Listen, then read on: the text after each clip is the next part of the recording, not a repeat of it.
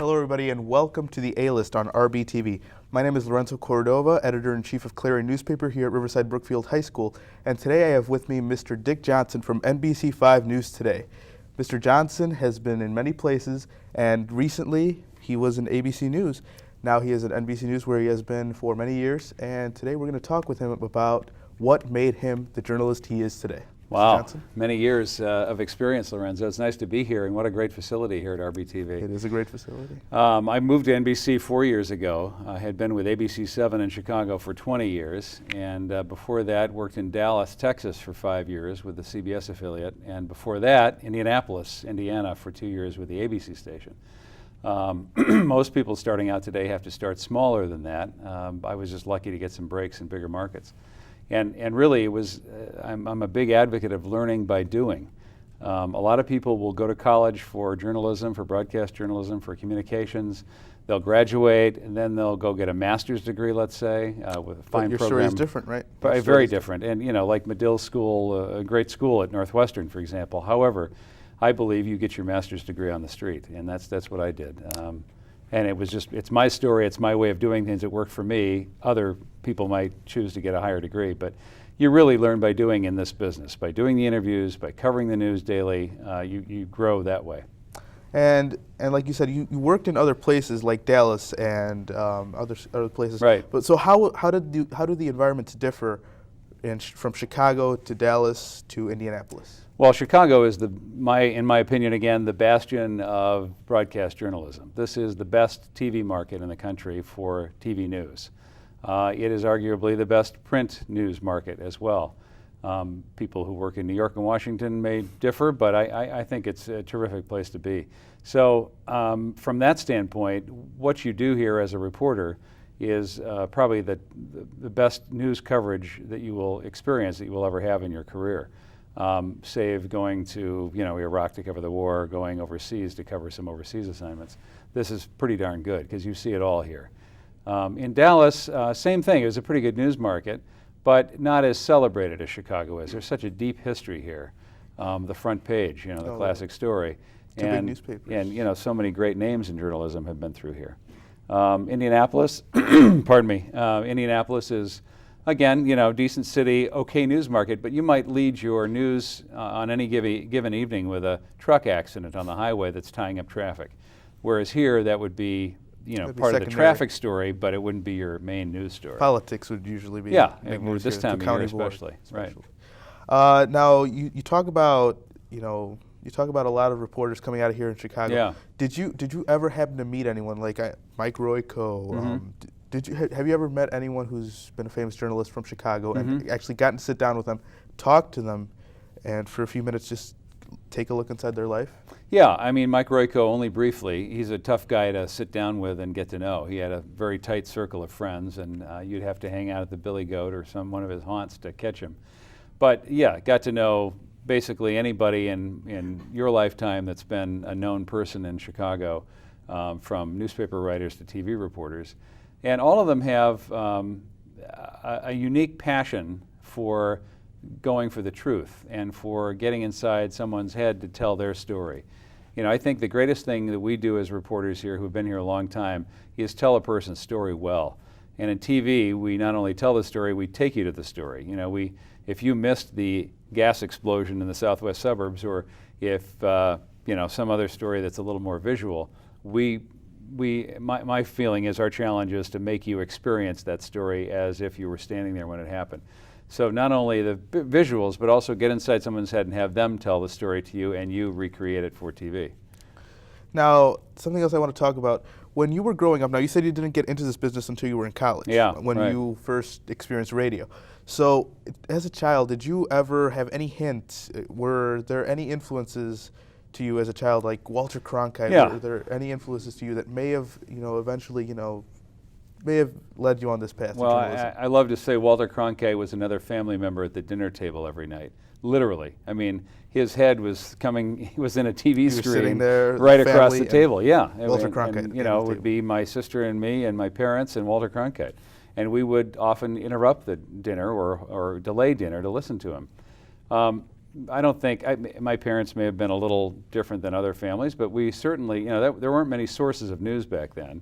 And Walter Cronkite was, and Huntley Brinkley and a few others, only a handful of others, on one hand you could count them, were the sources of our news. So we pretty religiously listened to him every night, and that did turn me on to learning about current events and politics, and it really piqued my interest at an early age. But so did, I did a lot of theater as a kid, in junior high and high school and college for that matter. And I loved writing as well. That was something that sort of blossomed in high school. I didn't know where that was leading me, but I knew what I liked. And I also played trumpet and was in the marching band and did a lot of extracurricular activities, leadership roles, and youth group at church and that kind of thing. And you're trying to put all that together as I'm going to college. Where is that leading me? And I kind of thought, okay, politics maybe, law school possibly. So that was in my head, not journalism. Okay, well, this has been the first segment of the show, but we'll be back to continue talking to you, Mr. Johnson. But for now, we're going to be taking a short break for our sponsors.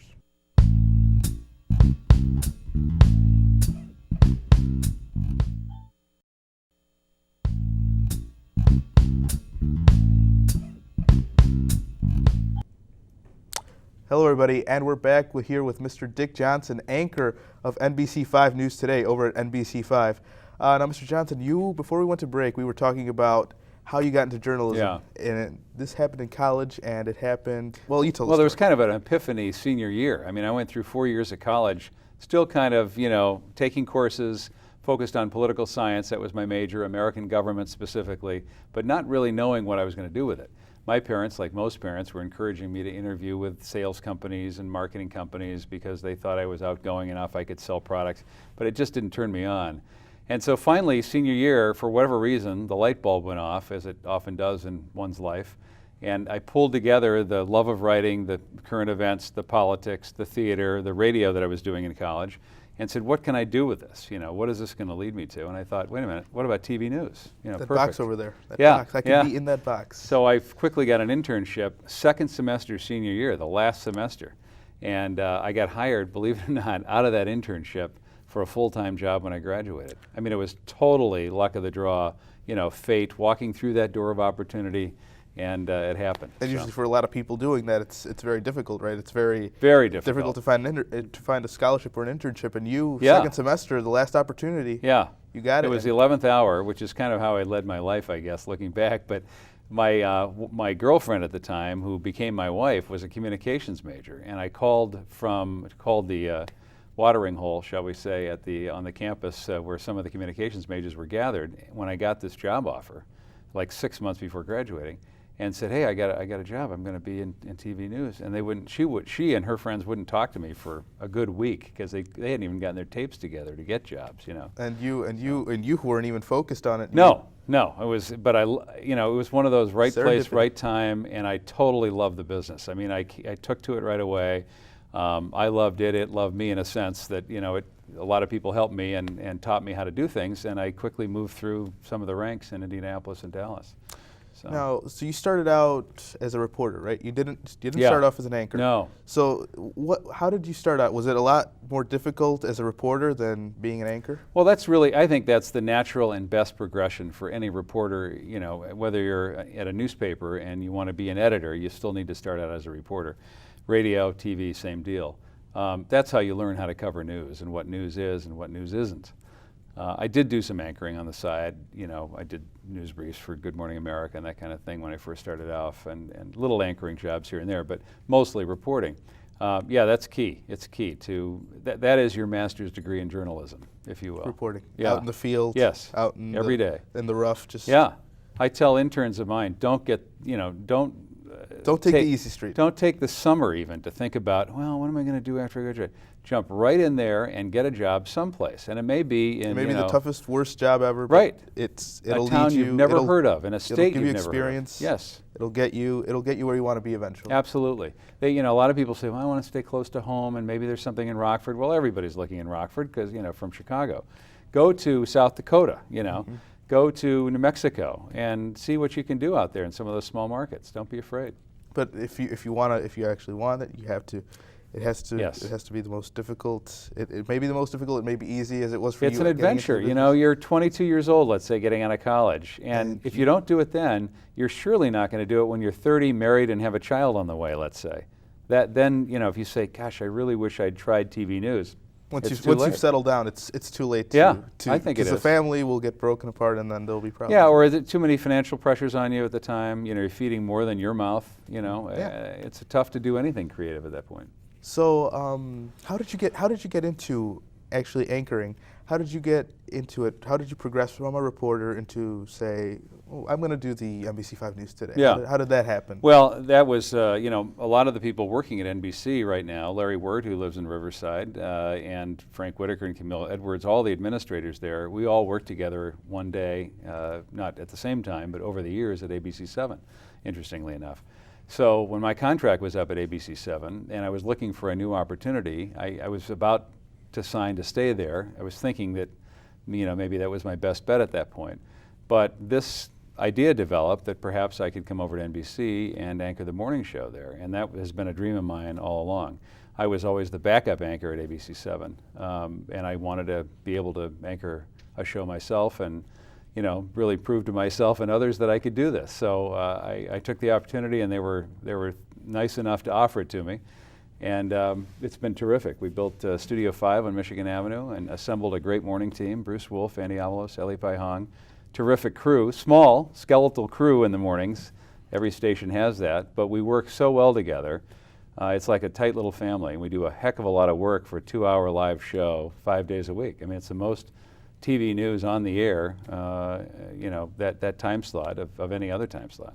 So morning news, that was always your hope when you got into TV? You know, initially morning news didn't exist when I started. There were little tiny news briefs that were done in the morning, the national morning news shows. And that was just a repeat of the 10 yeah, o'clock news? or it'd be just a little, it would be, you know, a little breaker from overnight, like a fire or something. You'd have a 30-second spot in Good Morning America during the commercial break. Okay. But then you know, the managers in TV realize you can, you know, there's a need, there's a desire to have more information in the mornings because people went to bed at night and things have changed overseas, especially traffic when commute times got higher. If there's a war, if there's something else going on. Yeah, or weather affects everybody's life. So morning shows have gone from 5 minutes to a half hour to an hour to 2 hours. We may even do 3 hours at some point. Okay, well, we'll come back on that note. Right now we have to take a break. So we'll be back with Mr. Dick Johnson in a few minutes.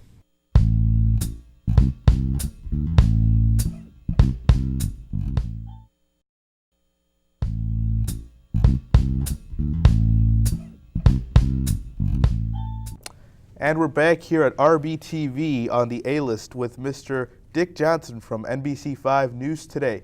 He is the anchor with Miss Eli Pai Hong, among others.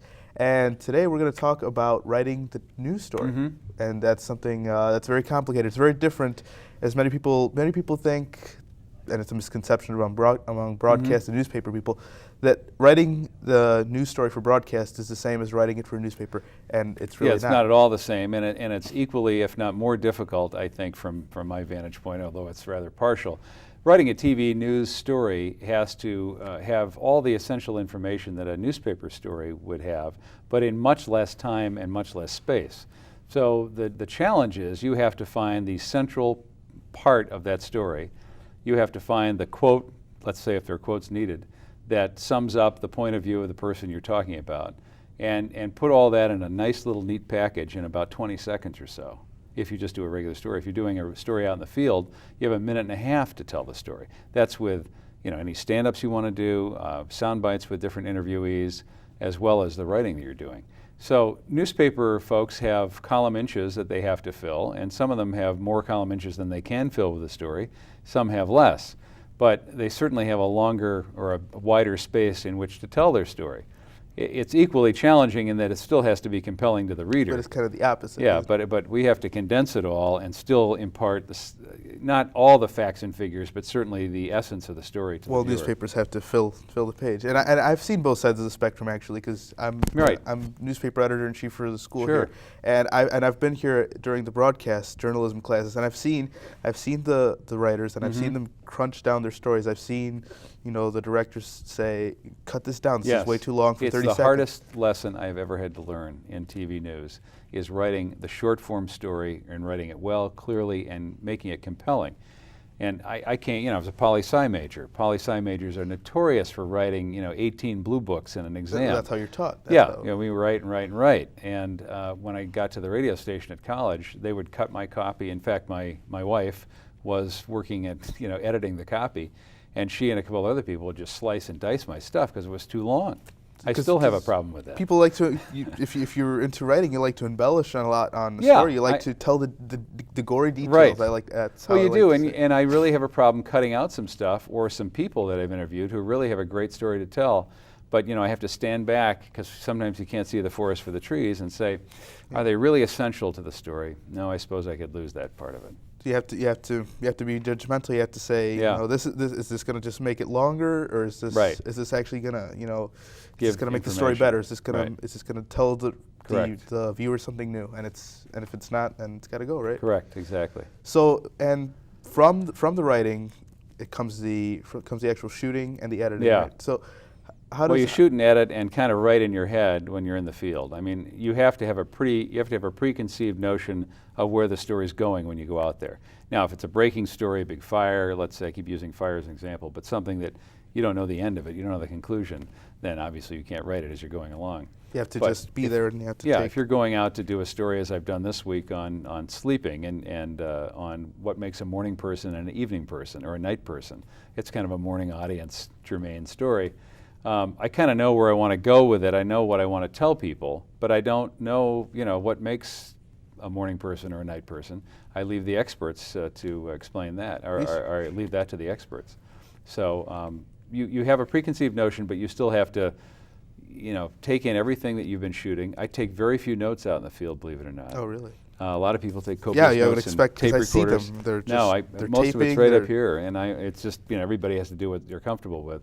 I'll take down essential names and numbers and that kind of thing, but the actual impressions I'm getting from people and the direction of the story, I just kind of let hit me as I'm going along and observing, because reporters are observers, and that's the greatest part of this business. You're observing the lives of people that you would never be able to know about or learn about without being in this business. And is that intimidating sometimes when you sit down with someone who's a high-level person, and let's say you had to sit down with, have you ever had to sit down with Mayor Richard Daley? Yes. Mm-hmm. And how is that? Well, that's easier than, say, a president of the United States, or say a Bill Clinton, whose mind is just sharp as a tack, and he's a very learned guy. Whether or not you support him politically, he's a terrific interview, and he can be a long interview. Or George, I was on the Bush campaign, the father Bush campaign in 1980, Bush-Reagan campaign. So got a lot of insight there, but those are some intimidating times. Did you ever get to sit down with them? Yeah, a number of times. How is that? How is that experience? Do they tend to, when you're talking, do they tend to just cut you off and then say something? They're very accommodating, because usually it's in a campaign situation. They want to put their best face forward and their best foot forward. The problems come, and the tough part of interviewing comes when you're being accused, when you're aggressively pursuing a topic they don't want to talk about. And then that's when it all goes. Yeah, and that's when your heart's pounding and you're getting dry mouth and you're trying to phrase the question properly and get the answer you want. But that's your best moment too, often in your career. Okay. I mean, doing interviews like with presidents and mayors, if it's not a controversial topic, it's fairly easy. They do them all the time. Something that's going to go stem cells on. Yeah, but you're still meeting an important person, and that's sometimes intimidating. That's something landmark in your life. Yeah. Okay, and on that note, we'll be back for our final segment here with the A-List.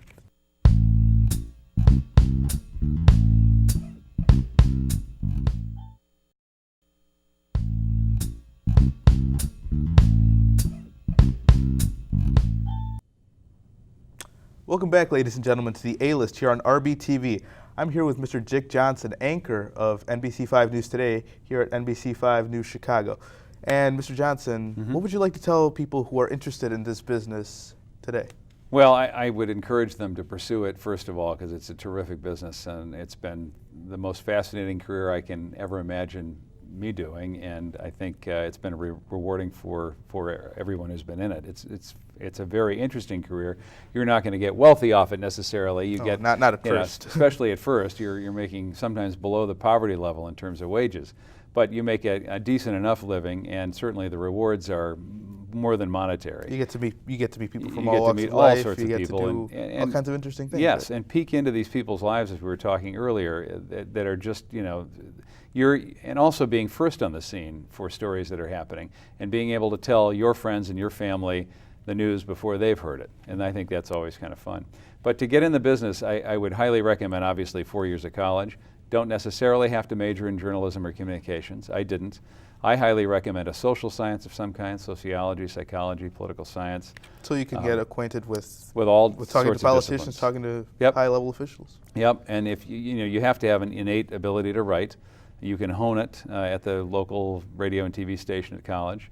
You have to have an innate curiosity.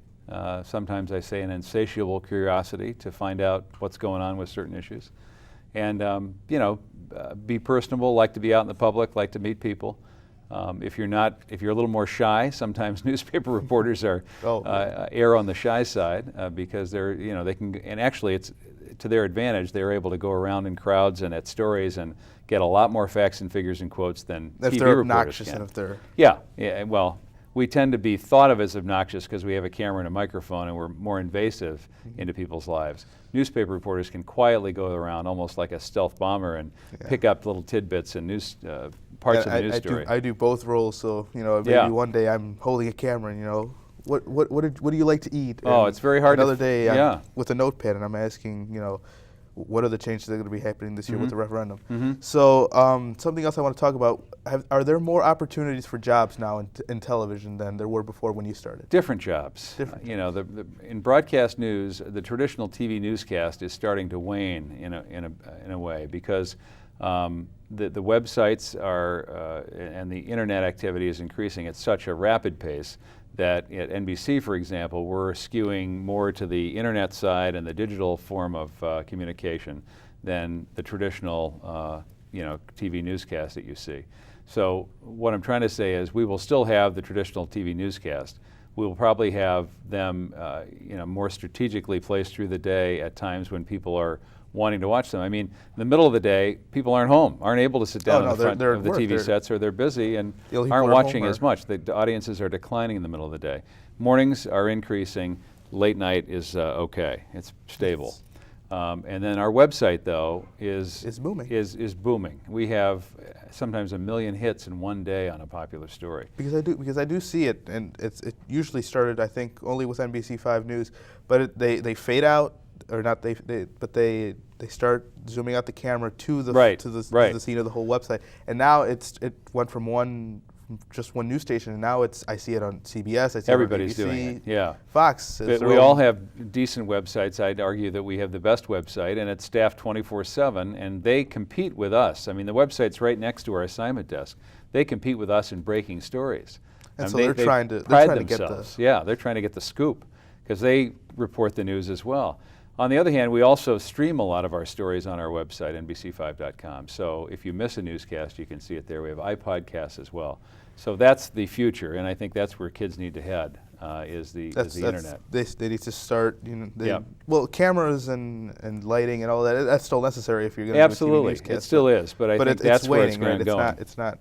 Right. But do you think eventually the TV newscast will eventually just disappear? I think there will be fewer of them. I predict in your lifetime there will be maybe one network newscast of the traditional ABC, NBC, CBSs, let's say. Maybe not in the next 10 or 20 years, but beyond that.